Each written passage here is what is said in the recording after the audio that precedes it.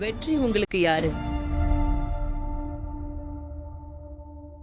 என் கழுத்துல தாலி கட்டின புருஷன். அப்படியா? எப்படி எப்படி தாலி கட்டினாரு? ஊர் அறிய எல்லாருக்கும் பத்திரிக்கை கொடுத்து பந்தல் போட்டு சாப்பாடு போட்டு ஜாம் ஜாம்னு தாலி கட்டினாரா?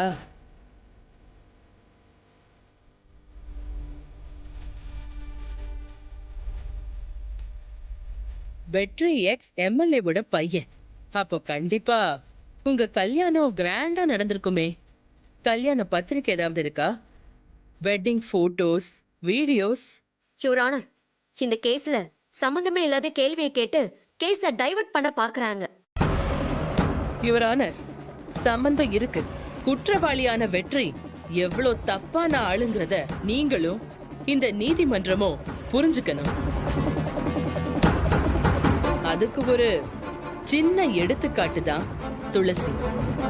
யுவர் ஆனர், இவர் எந்த மாதிரியான ஆளுன்னா எப்பவுமே அடிதடி, கட்ட பஞ்சாயத்து, இதுதான் அவரோட ஃபுல் டைம் ஜாப்.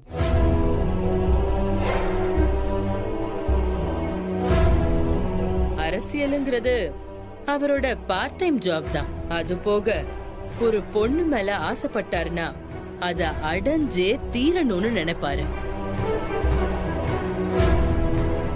அதுக்காக அவரு எந்த எல்லைக்கும் போவாரு. அதுக்கு சாட்சிதான் இந்த துளசி, பாதிக்கப்பட்ட திவ்யா. நியாயமா துளசியே இவருக்கு தண்டனை வாங்கி கொடுத்திருக்கணும். ஆனா அப்படி பண்ணல. குற்றம் சாட்டப்பட்ட வெற்றிவேல் துளசிய எதேர்ச்சியா பார்த்திருக்காரு. பார்த்த உடனே பிடிச்சிருக்கு. எத்தனையோ தடவை தன்னோட விருப்பத்தை இவங்க கிட்ட சொல்லி இருக்காரு. ஆனா துளசி அதுக்கு சம்மதிக்கலன்னு உடனே கோயில் திருவிழால ராத்திரி எல்லாரும் தூங்கும் போது அவங்க கழுத்துல பலவந்தமா தாலி கட்டியிருக்காரு.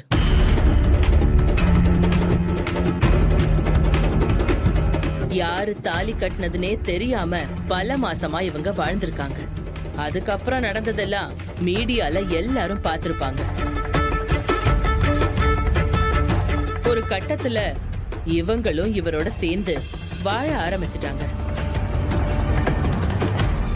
இன்னைக்கு இவரை காப்பாத்த கோர்ட்டுக்கு வந்திருக்காங்க. ஆனா அவர் தப்பான ஆள் கிடையாது. அவர் மேல இப்படியெல்லாம் நீங்க போலாம்.